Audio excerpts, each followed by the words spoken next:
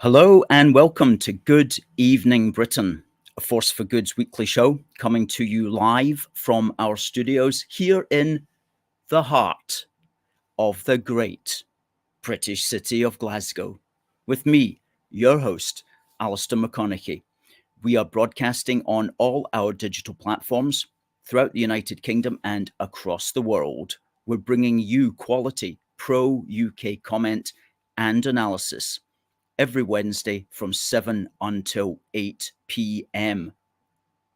on YouTube, on Facebook, on Twitter, and folks, we are also on TikTok. So please do send in your thoughts tonight and do send in your greetings. And as usual, we have got a packed show for you, and we're especially excited to announce that at 7:30 tonight, we have a Reform UK candidate who is coming on the show. That's Michael Mann, who is the Reform UK candidate for North Ayrshire and Arran. And we'll be looking forward to speaking to Michael about his campaign and his thoughts on the current general election and the state of the nation moving forward. So that's going to be an absolutely excellent interview, and that's at the bottom of the hour at 7:30 until 8. And we're very grateful for Michael Mann for coming on, and I know that it's going to be a fantastic interview. Please, folks, if you're watching on X, please give us a repost, because that's the way our message gets out. If you're watching on Facebook, please do share and please do like as well. And if you are watching on YouTube, please give us a thumbs up and share to any social media platforms that you want, and also send in your comments also, and we will read them out. Now, before 7:30, we're going to be reporting on the extraordinary activism that A Force for Good got up to once again today. Thank you to the great team of activists that went through to Edinburgh, through to the Royal Mile, to welcome King Charles, Queen Camilla, the Duke and Duchess of Edinburgh, and also Prince William to St. Giles Cathedral. And we went through, as always, to keep the British end up and to counter the small and rather pathetic group of campaigners known as Republic. And we actually had more activists than they had, I'm glad to say. And we'll be showing you all of those pictures in just a moment. But for now, let's say hello to one or two people who have come in.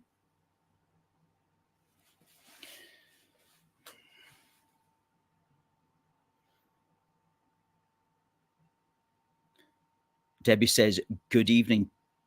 First in, as always, Derek was through in Edinburgh. He says, good evening, Alistair and fellow unionists. Had a great day in Edinburgh where the royal family was present.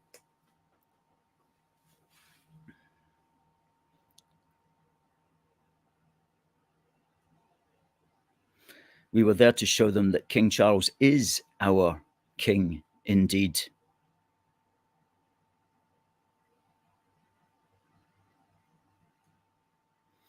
Hello to Nick Mitchell. Good evening, Alistair. One day closer to the total destruction of the United Kingdom. Well, that's one way of describing a Labour government, isn't it indeed? Let's hope that we somehow are able to bring it back from the brink of destruction. Hello to Catherine and to James Campbell, who says, good evening, all. Good evening to you, James. I hope it's good in your part of Scotland tonight.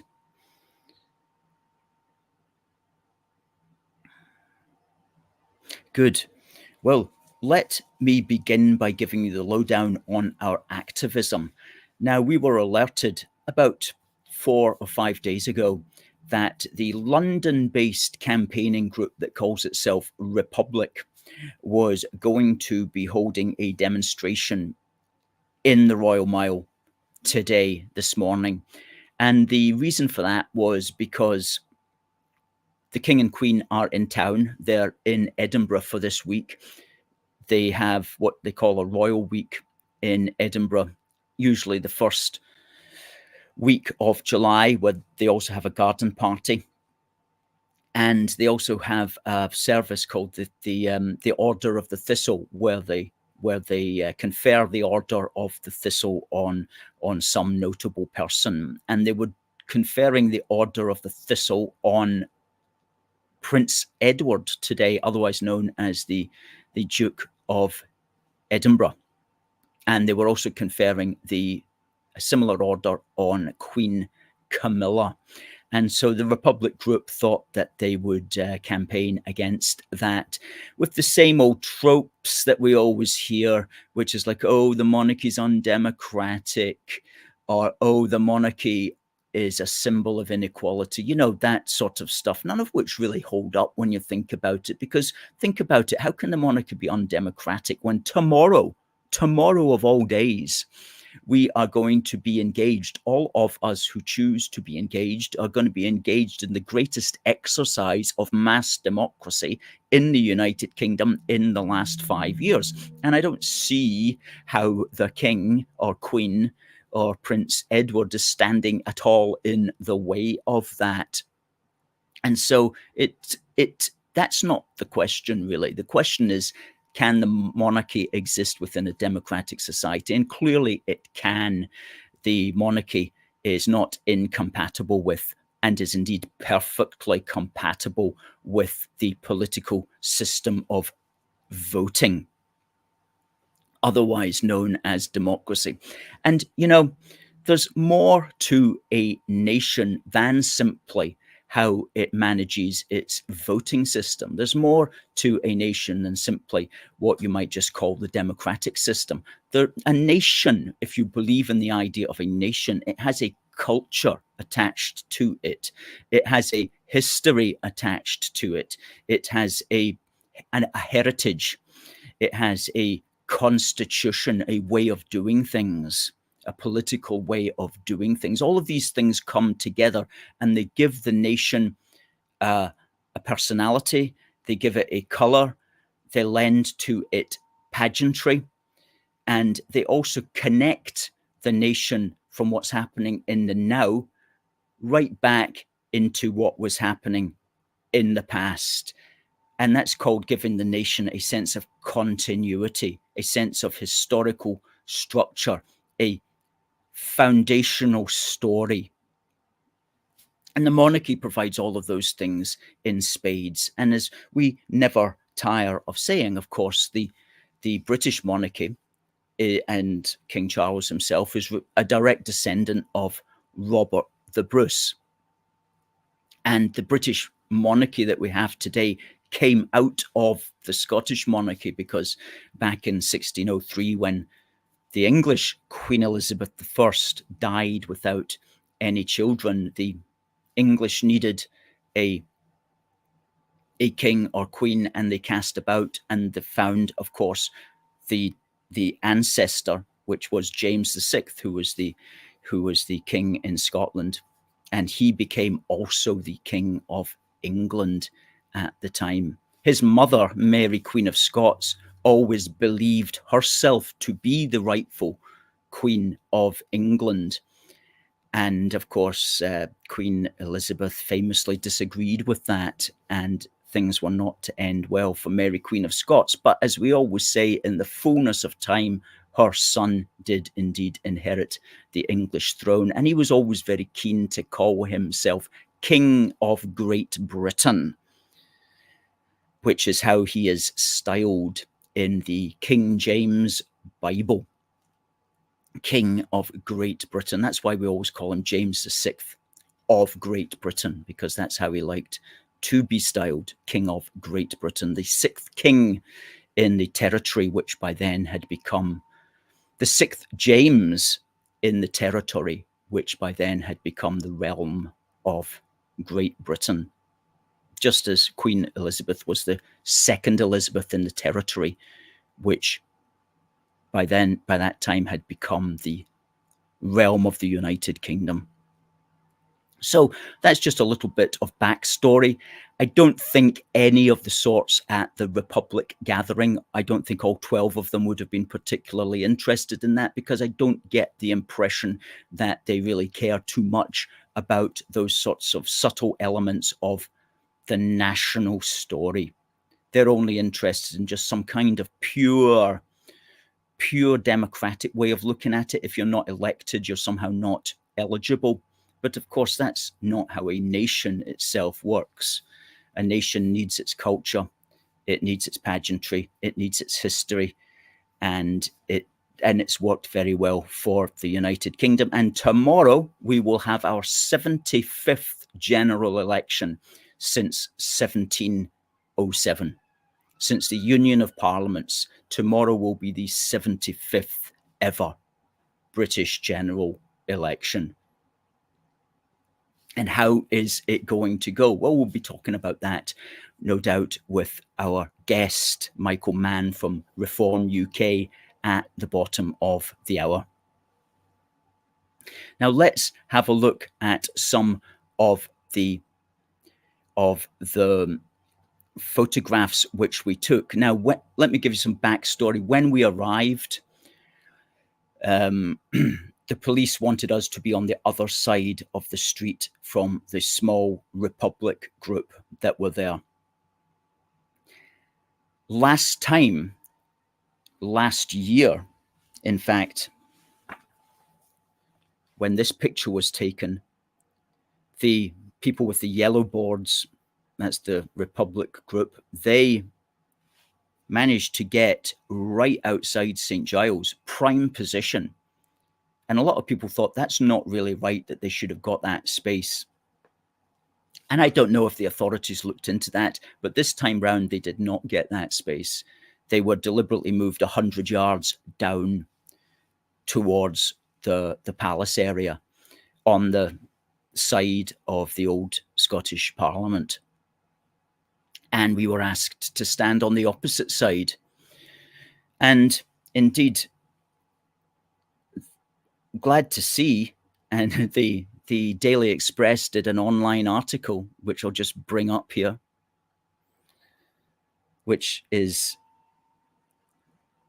quite cool. Moment royal fans turn out to support King Charles as streets lined by anti-monarchy mob. Well, I can tell you the streets were not lined. There were, as I say, around about 12 folk from the Republic group. And it says there, Republic campaigners were met with fury from royal fans who waved Union flags at the Not My King mob.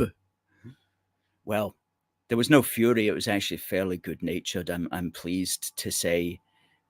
But that gives you a flavour of the Not My King people. They're kind of strange bunch of kind of intellectuals, I would say. You know, they're not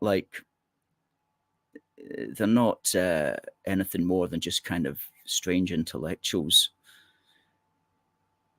I'm trying to get the mouse just to work here. Yeah. The group chanted, Not My King, and held placards on one side of the high street. However, the king received a large show of support on the opposite side of the street from A Force for Good. They were filmed waving Union flags as they fired back at the mob. At the mob. I like that word. And then there's a little bit about the ceremony. And there's our cracking Union Jack flag that we had. That's a 12-foot by 6-foot Union Jack flag, which we got on the railings there. We weren't allowed to put anything on the railings in front there. And that's taken from our Twitter account, which when that was taken had 333 likes, I noticed, which is cool. So thanks to the person for pointing out that report was already up there. So that's good. That's good to know. That's good to know. Let me remove that.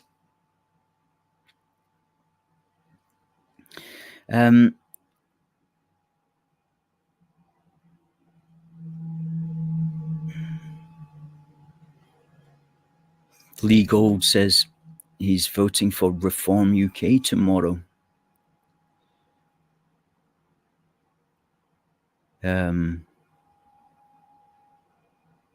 Cheshire Cat says we have a paradox of a democratic monarchy. Well done, Alistair. Yeah, so let's put up some pictures of our team here so you can see what we were like. Let's work through them. There you go. That's our flag, 12 foot by 6 foot. We also had those posters, Charles, King of Scots. Okay. That's from another angle. There was about the same amount of us, actually. There was about 12 or 15 of us. So we were actually quite evenly matched. Okay. I think that's a cracking picture. That's definitely for a magazine, that one. And that was just as we arrived. So the streets are fairly empty there. And that would be about 9:30. And there wasn't really any action until about 11 o'clock. Okay. That's looking up the Royal Mile. And there on the right of the picture, you'll see the flags that fly outside of the Edinburgh Council building, the Saltires and the Union Jacks. That's shot from behind. It says, God save the King, Charles III. Okay. And there's some of our activists just looking on. We had the AFFG flag there, which was nice, which branded it so people knew who we were. Okay. It's another picture. And that's another good one. I just keeping on that.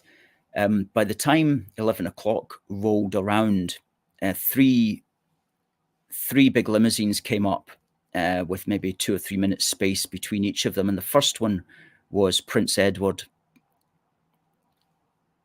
the Duke and Duchess of Edinburgh. And of course, our big flag there, you couldn't miss it. And so when they passed, they both looked out at us and gave us a big cheery wave, which I thought was really good. And then the second vehicle that came along again was Prince William. And he looked at us, gave us a big cheery wave. And then, okay, and that's another one there. That's a good one of 2 of our activists, Sterling supporters. That's a close-up of that flag, which is not too bad. It's quite an attractive one. And now in that picture, see there down in the bottom right-hand corner, you'll see the little yellow blob there. That's the mob. Fairly unimpressive. Their colours work, though. Their colours do stand out. The yellow and black stands out. And they all kind of wear yellow T-shirts to be seen.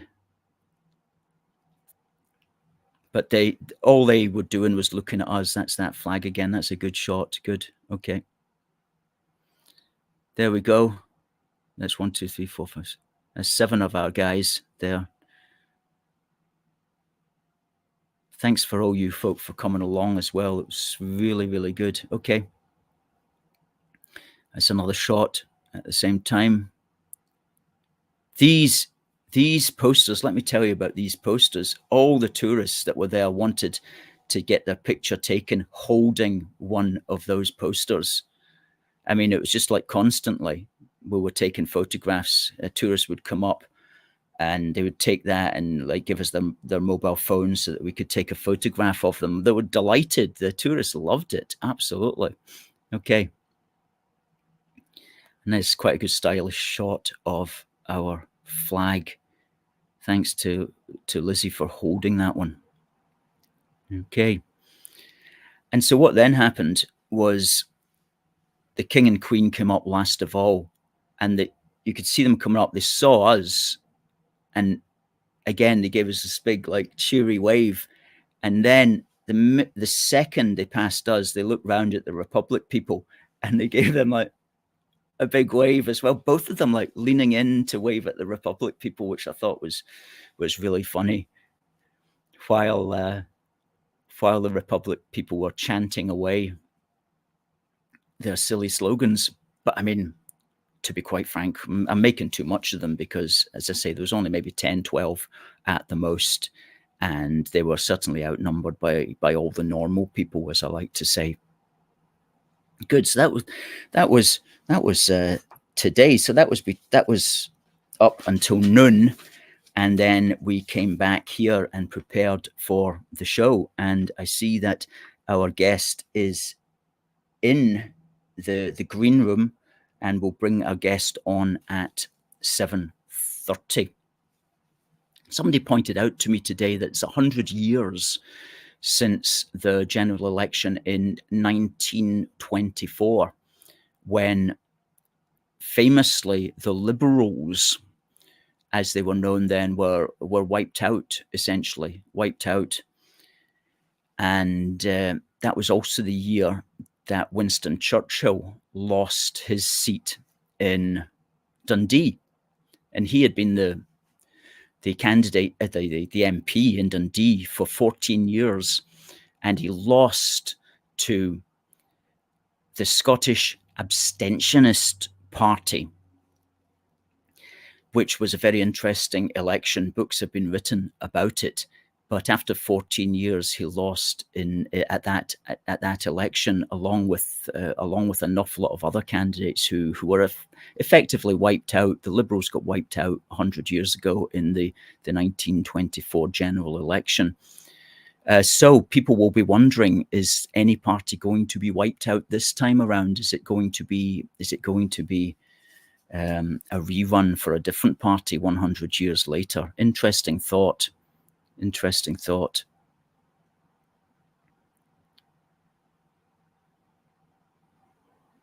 Paul Davis reminds us, please ensure you take valid ID with you when you go to vote tomorrow. This is a new rule.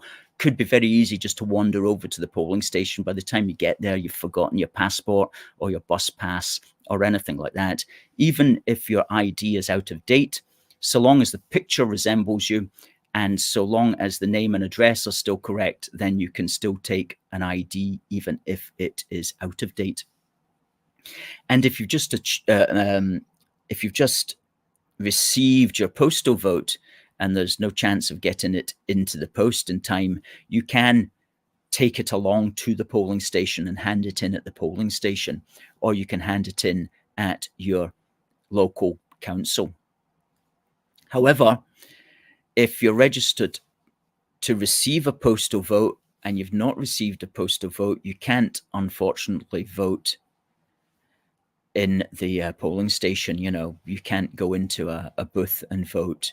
So let's hope if you haven't received your postal vote, you get it today or tomorrow morning, you fill it in and you take it along with ID to your polling station, and they will accept it that way. Monty says, Brexit voters all vote reform. It's all over victory. Catherine Rainey also says that over 100 people took our little handheld Union flags to wave as well. We only took along 100 of them, and they all went just like that, as quick as anything. And Monty says that also a good idea to vote with a pen. Take along a pen. It's unlikely that somebody's going to scrub out a pencil cross, but do you know what? I don't want to take that chance. And so always vote with a pen if you can remember.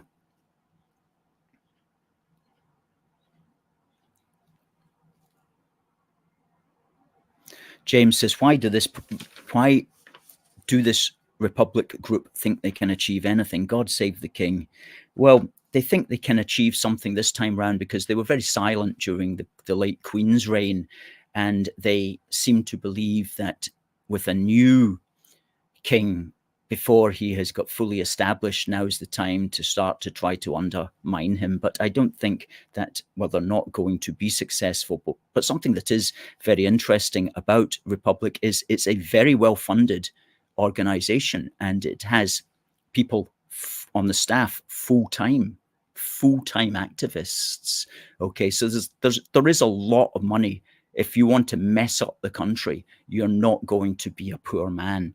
If you want to save the country, it's a lot harder. Talking about that, our crowdfunder has been running along the bottom there, crowdfunder.co.uk/union 2024. And that ends a week today. And if you want to chip in a few pennies, please feel free to do so. If you want to claim a reward, please feel free to do so, although you don't have to claim a reward. But we've certainly got plenty of rewards up there that may appeal to some people. But see what you can chip in, folks, because we do, as we like to say, we are the people who show up, and we showed up today. And if it wasn't for us, then there would be no suggestion that there was an organized pro-monarchy group out there. The Express wouldn't have done a story, and we wouldn't have the pictures that we'll be able to do.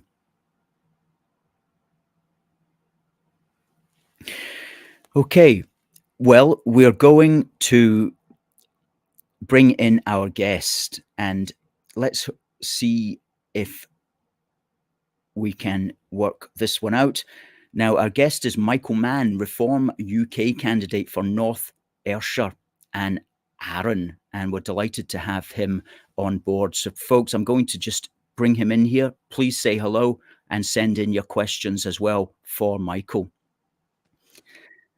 Hello there, Michael. Hi, Alistair. Thank you for having me on your show. Do you know what? We're absolutely delighted to have you on the show. And I know that you've been busy campaigning for the Reform Party, as we say, in North Ayrshire and Arran. And before we get into that, I was looking at your website address, your website information on the Reform UK website, and we've got the address there as well, which we'll stick up. And it says that basically, am I right in saying that you're retired now as a retired economist? Kind of. Actually, I worked for the EU and the World Bank, and I got to hate it at the end, to the point that I don't say if a new gig came up, I wouldn't take it. But at the moment, I'm preoccupied by reform. Good. And would you say that your experience with the EU and the World Bank is something that drove you towards reform, or were you mainly always a kind of a mainstream party man? Well, I guess I'm an Austrian economist, so I have sort of nice feelings towards reform policies. But I worked in more than 50 countries for 35 years, so I used to sit in foreign lands and watch Nigel Farage take the EU apart, and then along came Anne Widdecombe, and I enjoyed it greatly. Because we had become such a bureaucratic institution. And when I came home, well, every time I came home over all this period, I felt that the country has declined. You know, the last time I landed in Glasgow, I felt how dirty the place was. It's got worse over the years. And somehow I got involved in this because I'm not a natural politician. In fact, I don't like politicians, and now I've become one. So here I am. I'm making a statement. I don't actually expect to get in, but I'm trying to send a message. We're going in the wrong direction. Yes. And just when you say Austrian economist there, would you like to just briefly explain what's meant by that for those people who might not know what that particular kind of economic thinking is about? Well, essentially, we don't like printing money, and we think that most of the policies that are highly socialist policies meant to, for example, take from the rich and give to the poor, actually end up hurting the people that they're meant to help. So what sounds great in a soundbite, or when a politician says we're going to raise the minimum wage forever, for example, we tend to think, hey, let's look at the unintended consequences of this, and we discover more often than not that such policies do more harm than good. So, working for the EU, I'm an economist, but I have a law degree. We look at laws and we look at the unintended consequences first before we create a law. And what they do in Scotland is they churn them out for political. These are politically driven laws, as far as I can see, and they're not properly thought out, and the unintended consequences are not considered. They're driven through for political reasons, and that bugs me a bit. And well, here I am. I'm making my statement, and like the title of your program, "A Force for Good," or for your organization, "A Force for Good," I hope that that's what I'm trying to be. I think that's a fantastic way of putting it, and you're stepping up to the plate, as the Americans like to say, and you're putting your head above the parapet, as we also say. And there's not very many people who want to do that, who want to be bothered with the hassle of that. Most people just want to understandably not make an impact. Why do you think you're different from most people in that regard? Is it because of your experiences worldwide, do you think? No, I'll tell you, I've had second thoughts several times that I've nearly backed out because, part of it, I feel the caliber of politicians and the way they behave is something that I struggled with. And it wasn't until I entered this race that it opened my eyes to dirty tricks. It's just the way that they behave. It's not the way my mother taught me to behave, and I realise that politics is a much dirtier game than I even believed. Can you give us a for instance, if you're not breaking any confidences? Well, today one of my canvassers brought me a leaflet by the Conservatives which said a vote for reform is a vote for the SNP.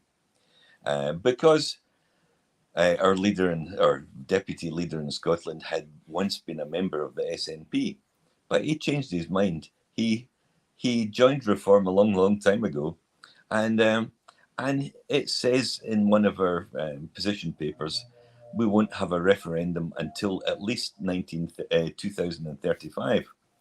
Well, the word "at least" seems to have been conveniently forgotten. It's as if we want a referendum in 2035, and the suggestion that we are in favour of independence is just bizarrely wrong. And I know it's going to take votes from me. The other thing that bugs me slightly is the drive towards tactical voting. If it were a Scottish election, maybe fair enough, but a few seats for the SNP in Westminster is not going to make an awful difference. That I believe, vote with your heart, and we're all making a statement here. When I say I don't expect to get in, it's true. I would be delighted if it happens, but my main motivation is not the money or anything like that. It's to try and change the direction that we're going in, and that's the statement I'm trying to make. And anybody who tactically votes is going to dilute our statement. I absolutely get what you're saying, and I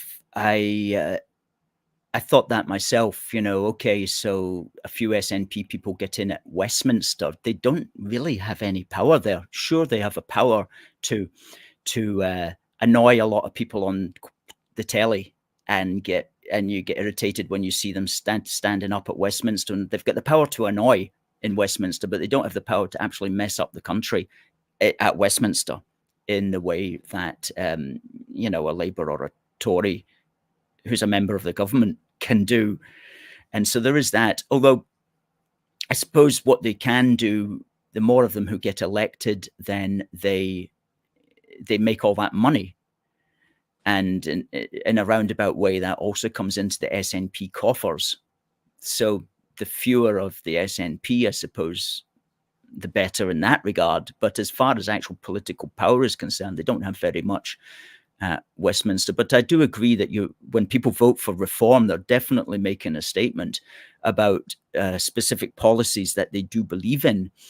And that also helps those ideas to enter the mainstream. Because, for example, I used to be a member of UKIP many, many years ago, late 90s, actually. And to my knowledge, UKIP have never won a deposit at a Westminster election before or ever. They've saved the deposits, and in fact, they've had elected candidates at European Union elections in Scotland, but they've never saved their deposit. In fact, they only ever get 1%, if that, of the vote. But if reform were to save deposits in Scotland, if they were to save a few deposits, which is to say to get 5% of the vote or not, or more, I think that would be making a really big statement in Scotland. I don't know what your feelings are on that. Do you think that's a possible thing, saving deposits, getting 5% of the vote here or there? Well, I tell you, if I save my deposit, I'll be delighted, and I'll be a little bit upset if I lose it. Reform underrated, but I've paid it, and we have some candidates who are not so serious. Maybe they will lose them, but I think in general it depends on the polls you look at. We're polling between 4% and 16%. People tell me that the party is the most important thing, and the candidate's activity accounts for very little of the actual votes.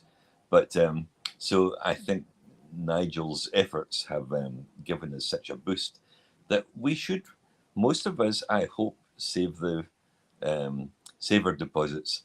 And who knows? I mean, there is no real poll until tomorrow. Mm-hmm. But if I lose my deposit, well, I'm 70. We regard this as a rehearsal for the Scottish election, quite honestly, and we're really going for it. But I'm 74. Do I have the stamina to wait 2 years for another election and then sign up for a 5-year contract?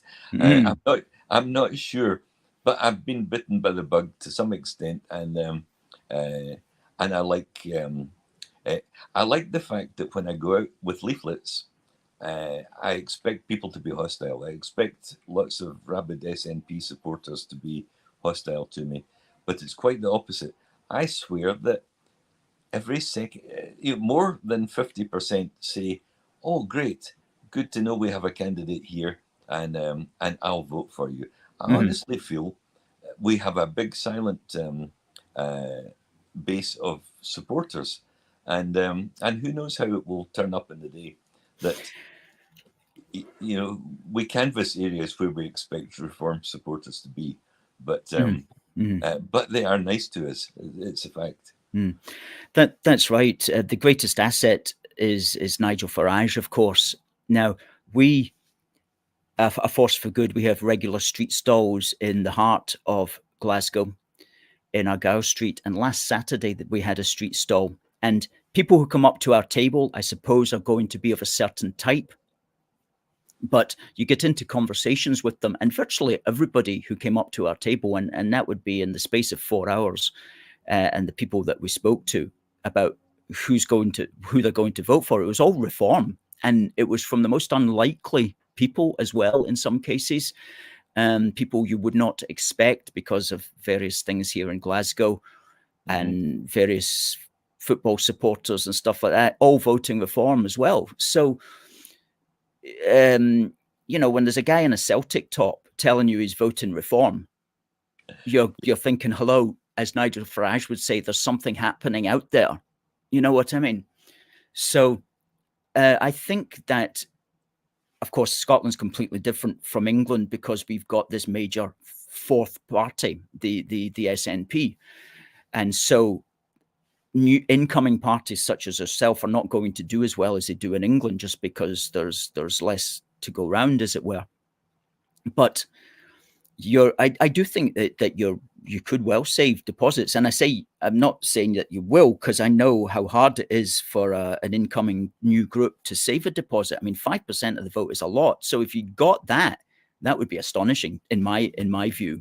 You know, if candidates were regularly getting 5%, and if they were regularly getting 5% across Scotland, then they would almost certainly be getting regional candidates in 2026, because you only need 6%, sometimes 5.5% to get in at Holyrood.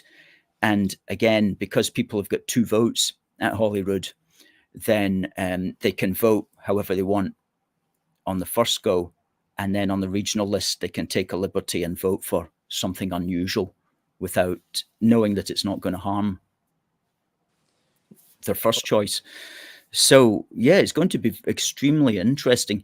What do you think, if Labour get in, as people are saying that they're likely, how do you see the next 5 years going in the United Kingdom? I mean, that's a big question, I know. But have you given much thought to that?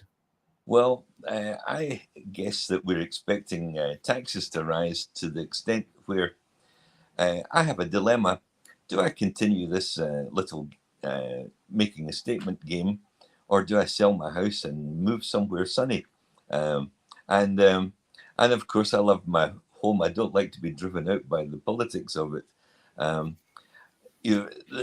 What you said about the people that come to your street stall, we see it on our database as well. That where I live in Largs, it's a fairly affluent area, but we have the less affluent areas, and we see the membership from the less affluent areas.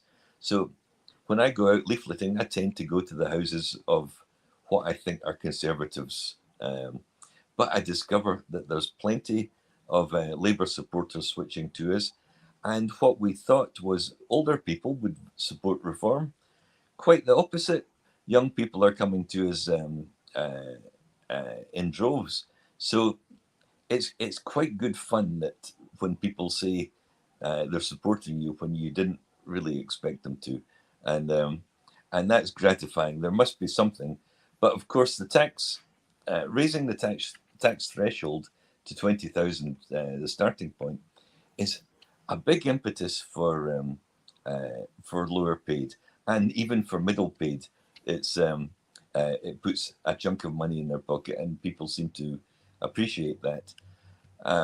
I get lots of hostility over immigration, which I think is really crazy. That it's not that we don't like immigrants; it's the sheer scale of them that we don't like. And at Hastings, I had an absolute kicking over this the other night on the subject of how it's disgusting and abhorrent that we are against immigrants. Yeah. Listen, do not take your average hustings audience as in any way, shape, or form representative of normal people, as I like to say, because the parties fill it with, I mean, that would be the SNP local team would be there, the Labour local team would be there, the Lib Dem local team would be there. That's who would be sitting in the audience. And they are indeed all for mass immigration, and they do not represent the feeling on the street about that, but they like to pretend that they do. And in fact, somebody's just said here on TikTok, Tepes says, he says the SNP are a party of failure, and yet people still vote for them, and that's true. And then Fraser says that he doesn't think we can trust Labour on the union, and I totally agree with that. And if anybody saw the front cover of the Herald on this Sunday, it says Labour aims to work with SNP to encourage immigrants to live in Scotland. Now, Labour aims to work with SNP to encourage immigrants to live in Scotland. That's who you'll be voting for if you vote for. That's the policy. That's the policy. And interestingly, sorry, I'll just read what Jackie Baillie has to say on this. The Herald on Sunday asked Miss Baillie how Labour planned to keep the support of Yes supporters who had switched to Labour simply to remove the Tories. And she says, quote, because while we might fundamentally disagree on one issue, which is the Constitution, we are absolutely in lockstep on a whole range of other issues which the Scottish Parliament is responsible for. So that's Jackie Baillie, Deputy Leader of Labour, saying that Labour are absolutely in lockstep with the SNP on a whole range of other issues. And many of us have suspected that for a long time, because when you get bad policies, we think, for example, that the GRR bill was a bad policy. When you get the hate speech policy, which we believe is a bad one as well, Labour always vote for those sorts of things in lockstep with the SNP. And there's the Tories, I suppose, do what they can to resist that. But we need, in the Scottish Parliament, we need strong voices who will oppose such things and who will represent people like you and I and everybody else who don't agree with that. And especially, but on Friday, we need voices in Westminster who will oppose that as well. Do you have any thoughts about how, maybe you can't say this, but how many MPs you think you might get down in England? I haven't a clue. No. I think anybody who forecasts this is really guessing. Yeah. Actually, I kind of appreciate Jackie Baillie. She's one of the few that I do. I think that if we have a Labour government, we will have more of. I'm old enough to remember when the Parliament was set up, and I have a law degree. I think you have a law degree as well, Alistair. Yes. The rule of law issue is something that bugs me a little bit. That the fact that the First Minister can appoint the judges and dismiss them as they want, it basically, and the unified police force being under the control of the government, basically the Scottish government can do what they like. And this was created by Donald Dewar originally. And it's been exploited by the SNP to the point that Michael Matheson can do what he likes with his iPad bill, and they kind of laugh at us when we object. And there are so many more things. I actually think that many of the problems caused by the SNP stem from this bug in the system in the first place, and that is a Labour thing. And I believe that the Starmer government will build on this. They will separate the powers further to the point that it's going to be very difficult for any other government to move in and depose them unless we get in at the next election. Otherwise, we'll be stuck with a Labour government forever, and we'll be stuck with left-wing policies until we run out of money. Yes, that is a real danger. And just to remind viewers, we're speaking to Michael Mann of Reform UK, the North Ayrshire and Arran candidate for tomorrow's 75th ever British general election. And I do agree that Labour want to be in power forever. And Gordon Brown came up with a big plan back in 2022 called the New Britain Plan, where he had figured it all out, how you change the constitution in such a way that it will constantly be Labour. And it involved an awful lot more devolution. It involved abolishing the House of Lords and replacing it with a Senate of the nations and regions, which was elected. And in England, the regions would be 9, and there'd be Northern Ireland, Wales, and Scotland, and they'd all elect people on the basis of defending devolution, essentially, into this second chamber. And all of that's still on the cards. That's all still a possibility that Labour will bring in, especially if they have a massive majority. But they haven't been pushing that.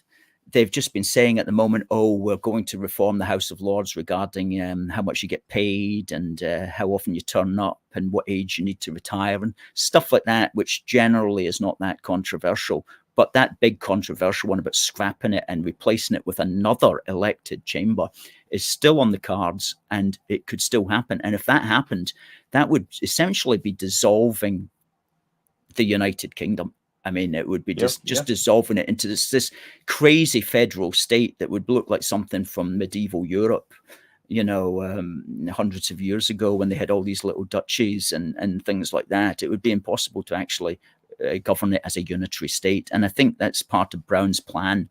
So, yeah, I certainly do not trust Labour on the Constitution as far as I could throw Jackie Baillie, which would not be very far. So, and I'm sure she's a nice woman and so on. I'm sure of all of that. But politically, she's maybe got some funny ideas there about bringing even more immigrants to Scotland. Somebody said the other day, Labour are going to scrap the Rwanda plan. That would be the first thing that they do. Where are they going to send all the immigrants to? Well, guess what? It's an 8-letter word that begins with S and ends with D. It's Scotland. And that, this is what this has to be about. This is what this has to be about, as far as I can tell. It seems to me, first of all, many Scottish people don't understand that this is a Scottish problem. They think it's an English problem. Yes, but they're here. They're in 200 in a hotel in Paisley, a bunch in the Watermill Hotel, in a bunch of them in a hotel in Erskine, and there are 10 Somali youths in a place in Largs, my small seaside hometown, where you would think that this wouldn't apply. 680,000 is 10 times the population of North Ayrshire and Arran coming in, illegal immigrants every year. It's huge. And there's a company called the Mears Group, which has just bought, I think it's 62 flats in Greenock for the accommodating migrants. So the scale of it is huge. And if people think that Scottish independence would be solve this problem, we see how they're fast-tracked right through France to their final destination of Britain. If we had independence, I guess they'd be fast-tracked right through England, and we'd have refugee camps at Gretna Green, and we would see how abhorrent they thought this immigration was, our immigration stance was, when we've got them right on our doorstep, piling in on such a scale. So it has to be controlled somehow. Yes, and this is why it's so important to get Reform MPs in tomorrow, even if it's just 2 of them, even if it's just like, say, Nigel Farage and Lee Anderson, God willing, get them in, and at least they can speak out against this, because the Tories and Labour and Lib Dems, just like the SNP up here, they're all going to be talking in lockstep, because their minds are still in their minds are in a place where the actual world has moved on now. I mean, their minds are still like in the 70s and 80s, when immigration was really very, very small. And they're still thinking that's the world. Well, you said 680,000 immigrants coming in last year. That's net. Gross, it was 1.2 million. 1.2 million long-term immigrants coming in. And that's just, that's the as I see it, that's the destruction of the nation. And it has to stop. And all the guys and girls who come up to our stall, that's the issue. It's the immigration issue. That's why they're voting Reform. It's nothing to do with any other complications or technicalities. It's nobody's stopping this, and we have to start talking about stopping it. And the system has had 14 years under the Conservatives to stop it, but the Conservatives' minds have all been taken over by Labour's minds as well. Just that kind of Blairite attitude, it was the modern attitude of the Conservative Party, and it's brought us to this impasse where, thankfully, people like yourself have put yourself forward in order to make a stand, to step up, as I say, to step up to the mark. Immigration is one side of it. Alistair, I don't know if I'm running out of time here. But, no, go on. No. The thing is, we also have falling food production, and when you've got more people and less food due to our net zero policies. I mean, whenever anybody mentions net zero, you're a pariah for being against it. But the policies are stupid. The policies have brought us some economic ruin, and the farmers are struggling. And like in my area, Ayrshire potatoes are just about extinct because they're not allowed to plough fields and because the agriculture inputs are so expensive. Vegetable farming is uneconomic, and here so collapsing food prices at the same time as more people trying to eat the food is no wonder food prices are rising. And the other thing that really is bugging me is that we have a growing public sector and a shrinking private sector. And this is not the time to be raising taxes. Um, when the productive private sector are paying the wages of the public sector, then increasing taxes, we will eventually have no taxes to collect. The golden goose will be killed. So I believe that trying to raise taxes, as the established parties are wanting to do, is exactly the opposite of what they should do. It's nothing to do with the Laffer curve or anything like that. It's just basic common sense. We don't have our private sector is shrinking and our public sector is growing. So when Angela Constance says, I don't mind paying a little bit extra tax to get independence, well, it's not getting her independence, and it's us that are paying, the taxpayer, that's paying her salary and her tax. So the productive workers being strangled is, to me, it just common sense dictates you don't increase tax at this point. Absolutely. Common sense dictates it, but common sense isn't. It's not very common. Is not very common, as they say. And you talked there about the growing price of inputs for agriculture, and modern agriculture relies upon nitrogen fertilizer. Mm-hmm. And nitrogen fertilizer, for its creation, relies upon natural gas, and which is a form of fossil fuel. But Angela Constance and her brigade, along with the Green Goblin Brigade, they don't want fossil fuel exploited because, in 1,000 years' time, it's going to get very hot, or in the whatever nonsense. So it's all food shortages.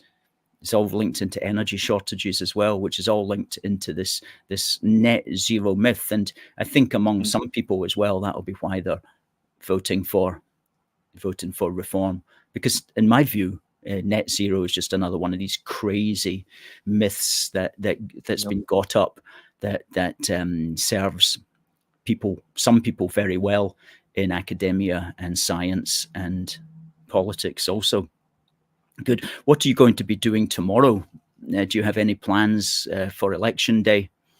Well, the thing is, we don't have the resources that the SNP have. We have I have a team of about 9 people who go out leafleting for me, but I started with 1, so I'm kind of gratified. I'll go around the polling stations as much as I can, and then I'll go to the count. I know that my local polling station will have about 8 SNP people standing outside it. When we deliver 100 leaflets in a day, a friend of ours who's a senior in the SNP said, "Oh, we did 1,000 today."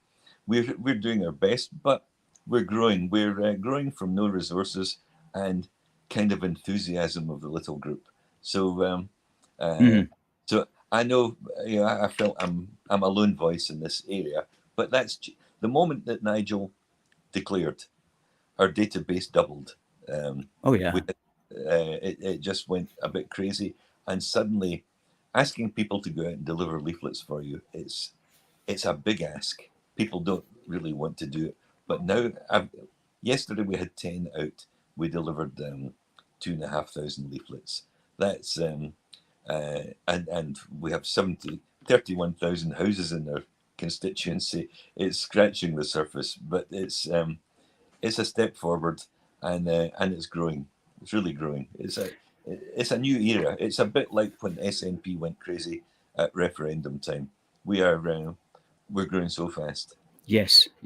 Well, let's hope that tomorrow enough people will lend you their vote in order to encourage you you and others to go on for the next 2 years to take your message also to Holyrood, and that you're successful there, and that your success will also tie in with how successful you are down in England and the voice that you managed to achieve at Westminster as well. And we do need your voice, because it's the voice of, as we say, common sense. So that's the top of the hour. Michael, thank you very much. Well, it's been a great pleasure. Thank you for all your support and your words of encouragement. It's needed, because we get a bit fed up from time to time.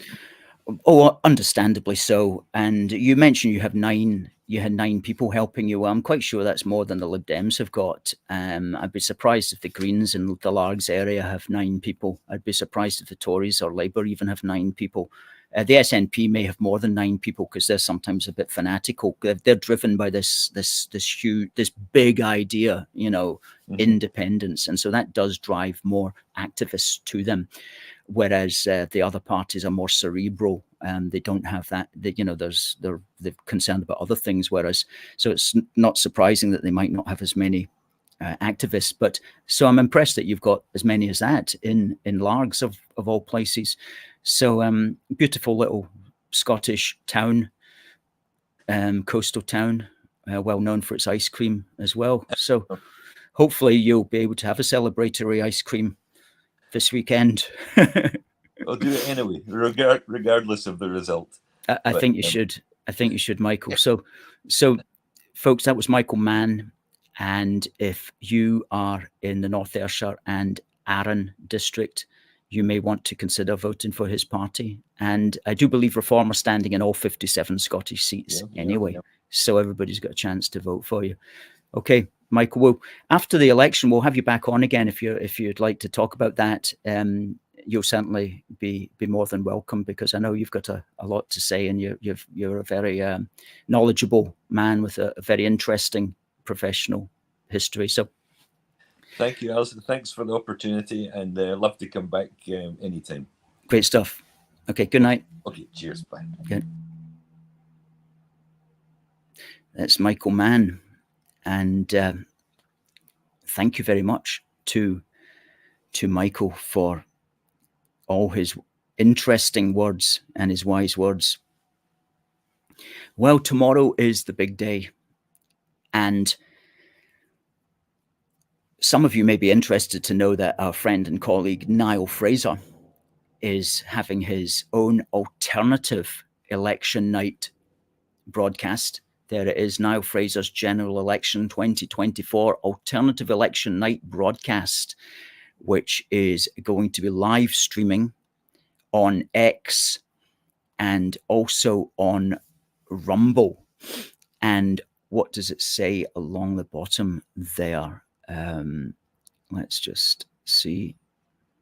It says 9 p.m. till late, and it will be till late. I know it will be till well after midnight. I'm going to be on at 11:30. I'm really looking forward to that. I'll be on for an hour. And so, folks, you may want to check in on Niall Fraser. And he is at, let me just bring up his exact